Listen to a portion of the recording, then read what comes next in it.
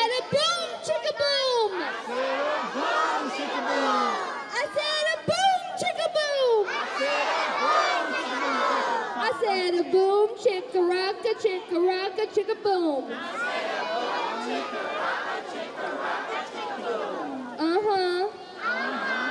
Oh yeah. One more time. But a little bit Valley Girl style. I said like a boom, chicka boom. I said like a boom, chicka boom. I said like a boom, chicka rocka, chicka boom.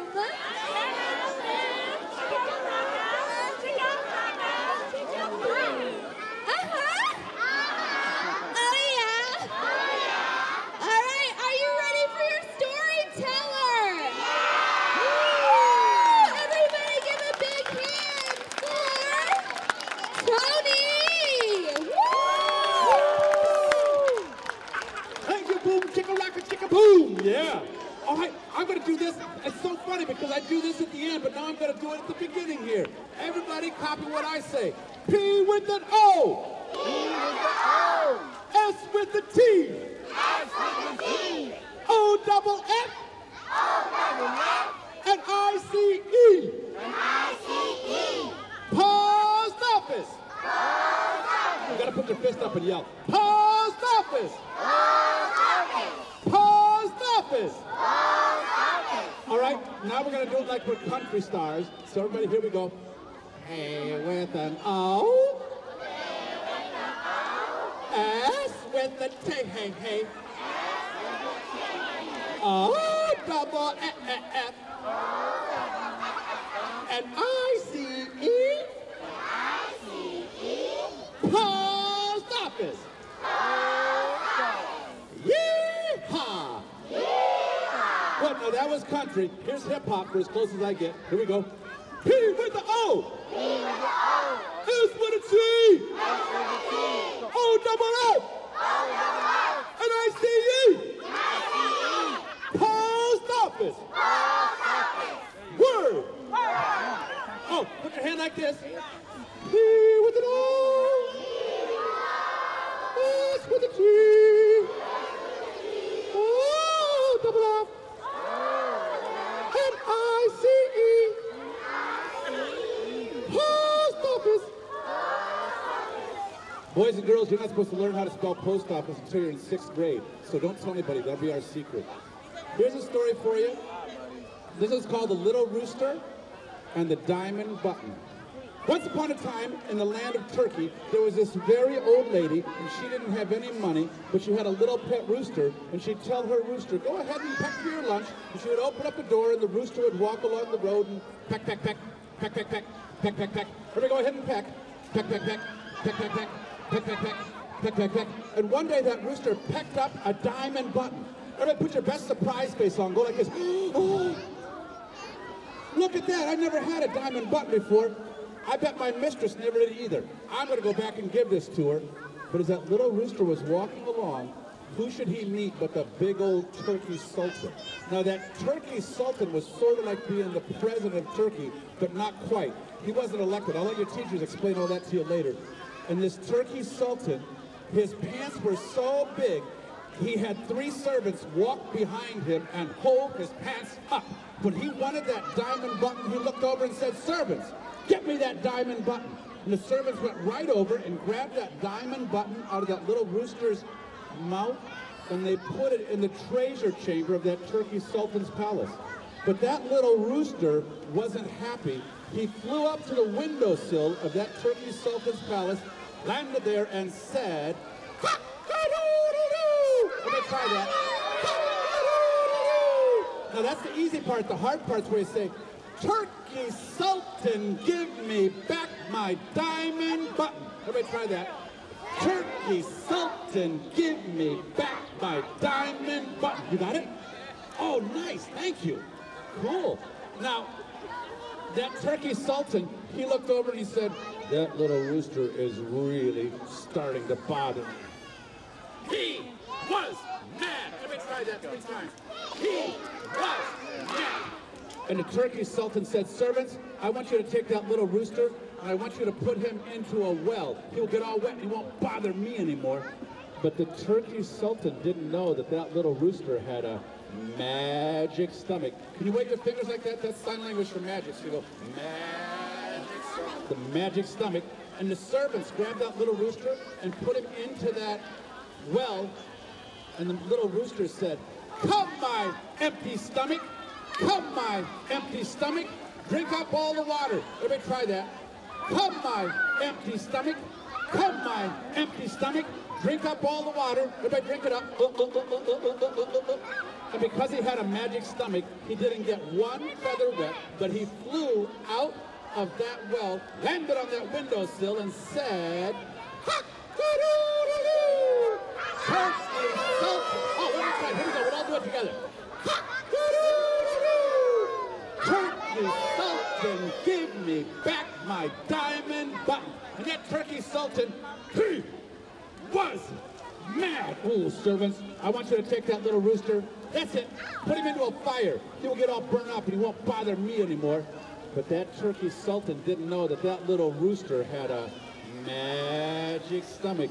And when that little rooster got put into the fire, he said, come, my full stomach.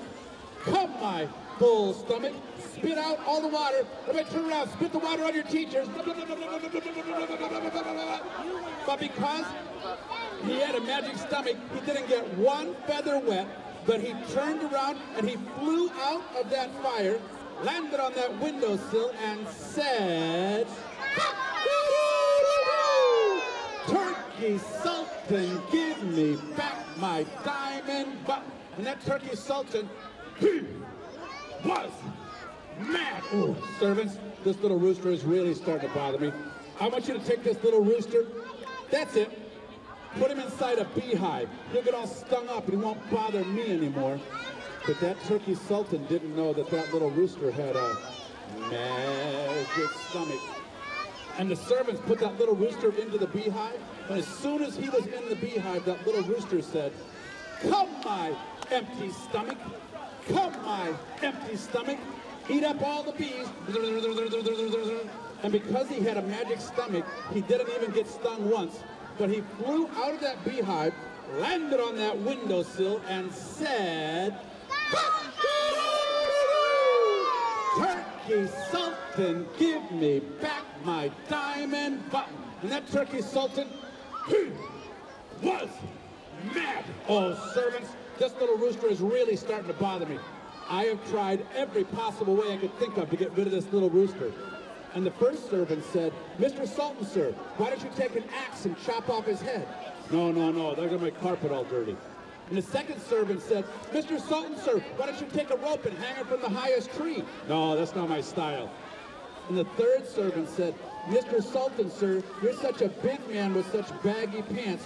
Why don't you put that little rooster in the back of your baggy pants and sit on him and squash him? I like that idea. Give me that little rooster. And they put the little rooster in the back of the turkey sultan's baggy pants. But that turkey sultan didn't know that that little rooster had a magic stomach.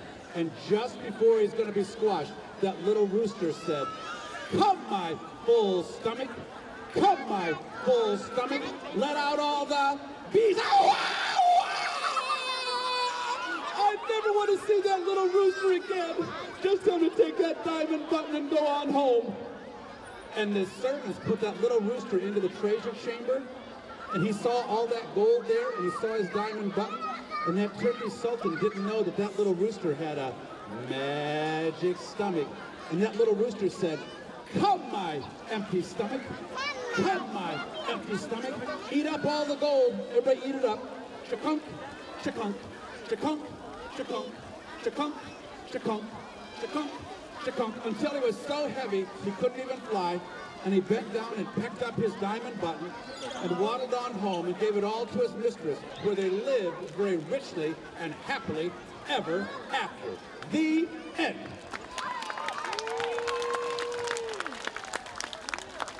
That story is out of a book by Margaret Read MacDonald called 20 Tellable Tales.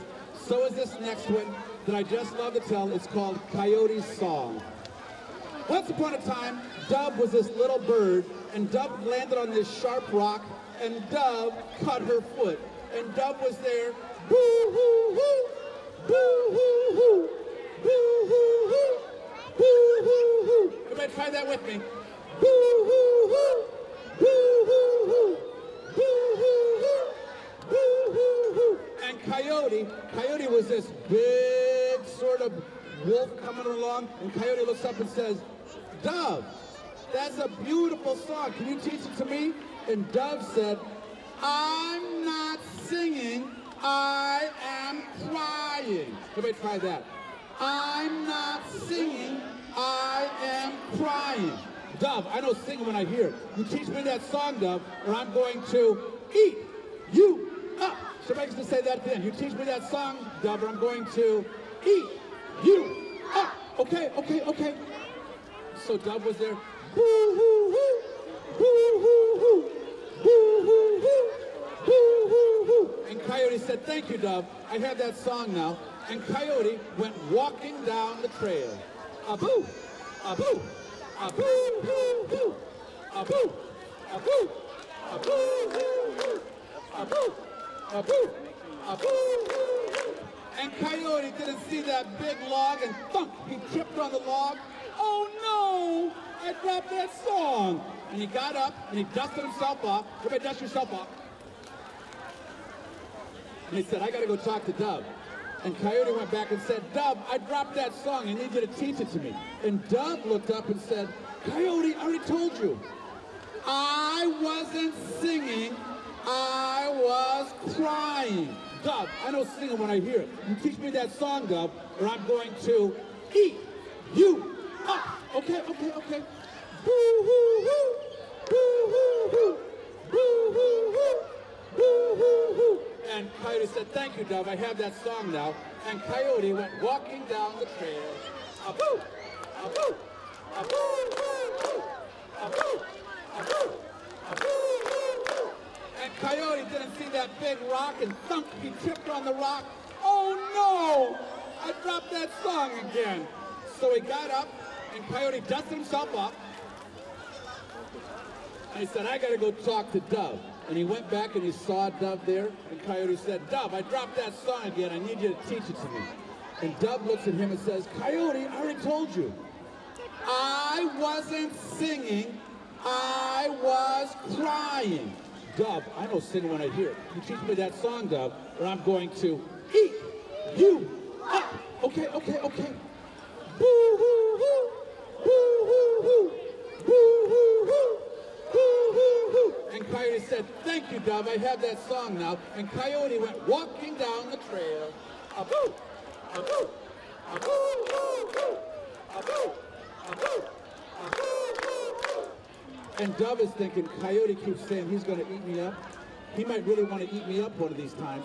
I better do something. So Dove got a rock just the same size as her, and she covered it all over with feathers, and then she got some stones that looked just like eyes, and a piece of wood that looked just like her mouth, and she said, that's perfect. It was just like she was looking in a mirror, and she flew up to the top of the tree. Now, Coyote was still walking on the trail. A-boo, a-boo, a-boo, a-boo, a-boo, a-boo. And Coyote didn't see that big hole, and thunk, he fell right into the hole. He said, oh no, I dropped that song again. So Coyote climbed out of the hole, and he dusted himself off, and he thought, I gotta go talk to Dove. And Coyote walked back over to where he saw Dove sitting there. Coyote thought it was the real Dove. He didn't know it was the rock Dove, and rocks can't talk. And Coyote looked over and said, Dove, I dropped that song, I need you to teach it to me. But rocks can't talk. Dove, did you hear what I said? I dropped that song and I need you to teach it to me again. But rocks can't talk. And Coyote looked at that rock Dove and he said, Dove, you teach me that song or I'm going to eat you up. But rocks can't talk. And Coyote reached over with his sharp teeth and bit out! Coyote bit that rock and all his teeth fell out. And Coyote was lying there. Boo-hoo-hoo, boo-hoo-hoo, boo-hoo-hoo, boo-hoo-hoo. this big bird. Crow landed there and said, "Coyote, that's a beautiful song. Can you teach it to me?" And Coyote said, "I'm not singing, I am crying." And that is how Coyote got his song. The end.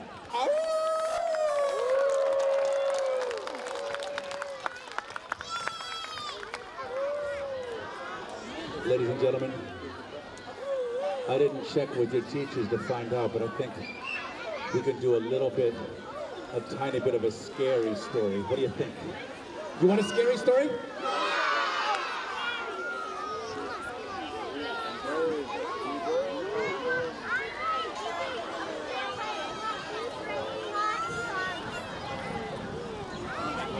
I'm getting closer. I love students. They're delicious. This is called the scary hand. When I was growing up in Ohio, I would go out in the barn after supper with two of my sisters. We would swing on that rope and we would jump into the hay and we would do it over and over again. But when it started to get dark and the sun was going down, it got so scary inside the barn, but nobody wanted to be the first one to go in, because if you were the first one to go in, everybody else would say, "Scaredy cat, chicken, chicken." So we waited until we heard it. "Kids, bedtime!" Everybody yelled at? "Kids, bedtime!" Saved by the mom. And when mom hollered for us, all three of us got to go in at the same time. And mama said, "Oh, we're going to go on Sunday to Grandma and Grandpa's house." I love going to Grandma and Grandpa's house. We got all the way over to their house. It was 7 miles away. I lived on this farm, and the closest neighbor was a quarter mile away. But to go into this little town in Defiance, Ohio, everybody was like, the houses and the sidewalks and the rose bushes were close. And it was amazing because it felt just like New York City to me. And that summer when I was 8, I got to walk all the way around the block. And when I got back over to Grandma and Grandpa's, everybody was making dessert, homemade ice cream. It had this handle on it. Everybody go ahead and crank the handle like that. So that's how you have to turn it to make the ice cream. And Dad always said, "No crank, no eat." It was his only socialist leaning. But even when we got the ice cream so hard that Dad couldn't turn it, we knew supper would be ready. Grandma made this big plate of roast beef, and Mama made this big bowl of mashed potatoes, and my sisters and I cut the carrots with this curly cute butter that made them taste better. And for dessert, Mama let me have 3 bowls of homemade ice cream. But I always had to share Grandma and Grandpa with my brother and my sisters until that summer when I was 8, and Papa said, "Tony, next week you're going to go stay with your grandparents all week long." I'd never been away from home that long in my life. And I got over to Grandma and Grandpa's, and Grandma said, "All right, Tony, it's time to go to work." And I said, "What?" She goes, "We got to go out in the garden and chop the weeds. Everybody grab your hoe. You got to go like this. Chop, chop, chop, chop, chop, chop, chop, chop, chop, chop, chop, chop." And Grandma said, "Careful, Tony. You chopped off some of the lettuce." I said, "Oh, I'm sorry, Grandma." She said, "That's all right. Don't worry. If it's growing straight in a row, we want to keep it. The weeds are in the middle." I said, "Okay." And for lunch on Tuesday, Grandma said, "Tony, you don't have to have any lima beans, no Brussels sprouts. You can have just peach pie. Don't tell your mother." I said, "All right, Grandma." And then in the middle of the afternoon, Grandma, she said, "Let's play bingo." Have you guys ever played bingo? Yes, with the numbers. So Grandma and Grandpa and I played bingo. Grandma had all these prizes wrapped up. I was so lucky. I was the only one who ever won. Now, I don't know what time you guys are supposed to go to bed, but I was supposed to go to bed at 8 o'clock, and at 10 till 8 on Thursday, Grandpa said, "Tony, you want to play checkers?" And I didn't want him to look at the clock because I thought he'd make me go to bed. He said, "Oh, you can stay up a little later tonight. Don't tell your father." And I said, "All right, Grandpa." And Grandpa and I stayed up until 10 o'clock playing checkers.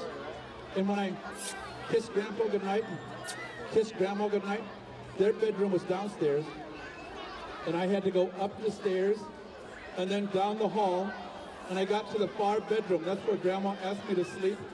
And for some strange reason, instead of just lying down to go to sleep, I sat down on the edge of the bed, and I slowly turned and went to look out the window. Try that. We gotta say, went to look. You guys get to say, out the window. Okay, so let's try that. Out the window. Now you gotta scream. I thought, oh my gosh, it's a monster. And I rolled over in bed and I said, I'm not going to look. And I heard something moving around in the room. Oh my gosh, if it hears me breathe, it's going to eat me up and spit out my bones. I know what I'm going to do. I'm going to hold my breath all night long.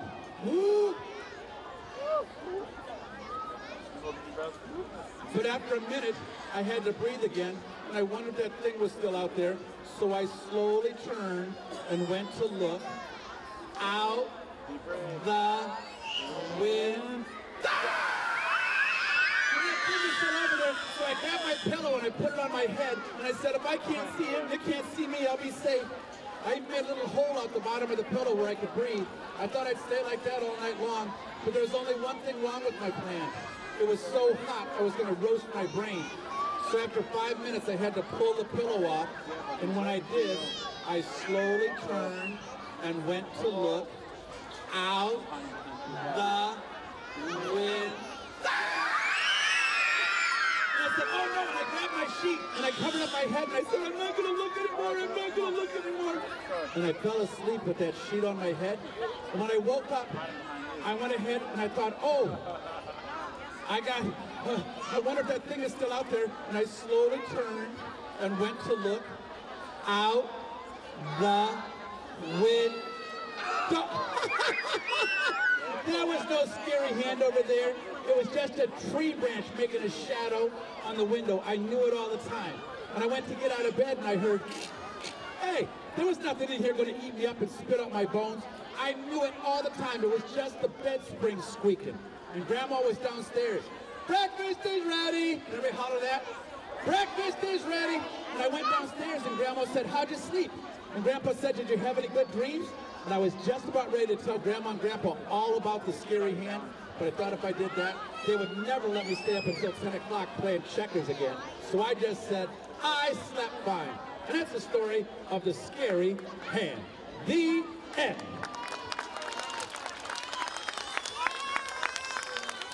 Oh, good. You like that? Yeah, nice. Oh, wait, we got time just enough for one quick story. This story is 150 years old. Everybody take one finger and put it underneath your nose.